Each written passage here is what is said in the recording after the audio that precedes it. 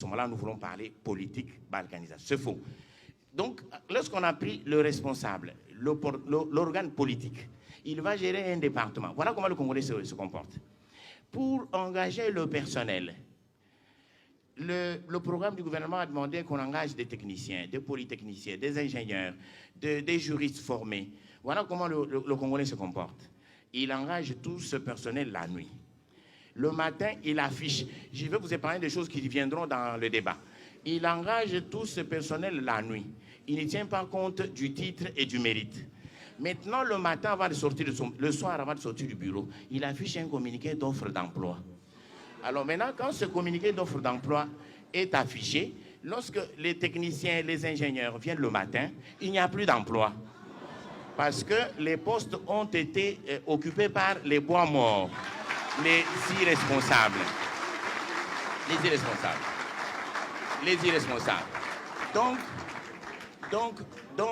alors qu'en ce moment-là, le ministère va être entre les mains des personnes qui ne conviennent pas. De sorte que quand on va leur demander de concevoir un programme, ce programme n'aura pas lieu. Donc pour distraire la population, on va aller à la télévision parler de la balkanisation. Nous devons prendre nos responsabilités. Et comment ça va se passer? Et vous savez, quand on est entouré de son père, de sa mère, de sa tante, de son cousin, le droit que je présente ici, que je suis obligé de soutenir, il est paralysé. Dans ces milieux-là, le droit est inefficace, presque inexistant. Quand on a détruit le coffre-fort du ministère par le petit frère, le cousin, avec ses amis, les restes, ils regardent. Je vais faire un schéma au tableau. Les restes regardent et disent, bon, eux, ils ont volé. Nous aussi, on va attendre. Quand on aura mis tous les bois morts dedans, ils organisent un pillage. Et j'appelle ça dans mes analyses, c'est un autopillage. Parce qu'ils pillent les biens du pays. Je vais vous démontrer en comparant les deux périodes. L'indépendance, 50 ans, nous sommes les derniers. 80 ans de colonisation, nous étions l'espoir de l'Afrique. Les Congolais doivent se remettre en cause. Et c'est ça le sens du travail que moi j'ai fait, auquel j'invite mes concitoyens de venir. Alors là, le deuxième moyen de l'administration. Les acteurs de l'administration sont les citoyens. Je vous ai déjà montré comment ces citoyens-là sont fourvoyés. Et chacun organise le contre-torpillage, le contre-pillage. Quand vous avez pillé, nous que vous avez laissé de côté, n'oubliez pas la clé. Si vous avez oublié la clé, nous on vient, on prend toutes les fournitures de bureau, on amène dans nos boutiques. Alors nous tous, vous, responsables, auto-torpilleurs, vous nous avez aidé à faire un contre-torpillage. Nous avons tous marché sur l'action publique, celle qui organise l'administration. L'administration mise en place pour l'ensemble de la population. L'administration a pour finalité l'intérêt général. C'est pour cela qu'il a deux moyens matériels. J'ai terminé le moyen humain. Il a deux moyens matériels. Je pouvais commencer par le moyen juridique. C'est l'acte administratif. Alors vous voyez le chef qui devait prendre l'acte administratif. Il est pris en otage par les forces centrifuges qui tuent, qui volent, qui pillent, au vu et au su de tout le monde. Et quand il faut expliquer la crise de ce ministère-là, c'est l'Allemagne, c'est l'Angleterre, c'est le complot contre l'État, c'est Congolais et Congolaises. Arrêtons ces choses. Nous sommes ici, en tout cas, on m'a invité comme juriste, scientifique, et donc un acteur de l'administration, citoyen et acteur de l'administration. Et j'en parlais parce que j'avais énoncé. Le moyen administratif, c'est le ministre. Le ministre qui est organe politique, chef de l'administration, doit prendre les actes administratifs pour organiser le ministère.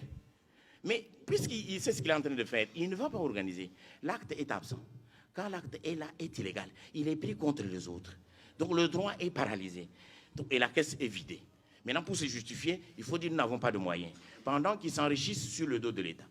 Donc, avec le personnel officieux, parfois nommé par en catimini, nommé par verbalement, suivez-moi au bureau, il dit installez-le, et on fait des émoluments pour lui donner. On ne pense pas à l'État. Deuxième moyen, c'est l'acte de nomination. Je vous ai expliqué comment la nomination se fait. Elle se fait la nuit et on ne suit pas la réglementation en vigueur. La légalité n'est pas suivie. Les contrats.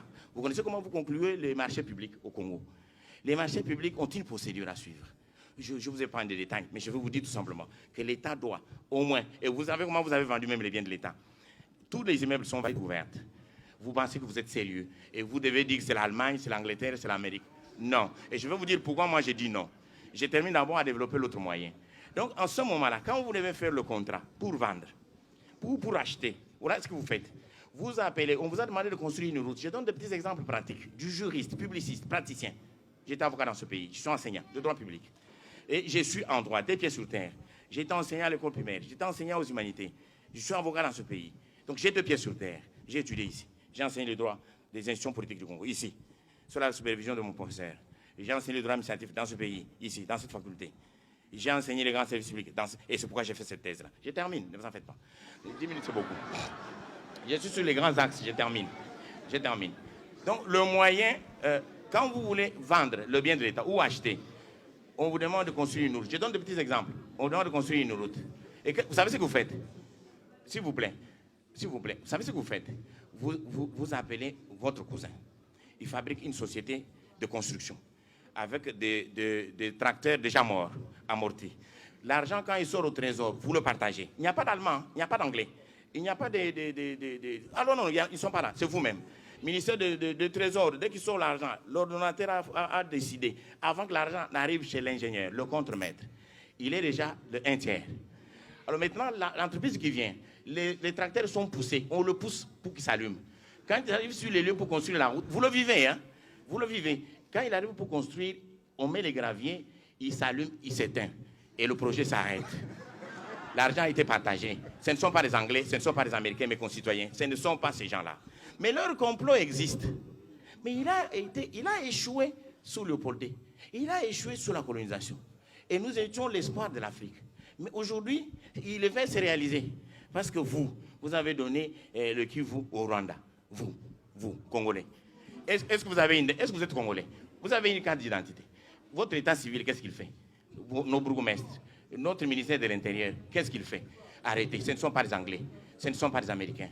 Donc, je vous encourage. Mais je vous dis, remettons en cause. Et j'en arrive au dernier moyen,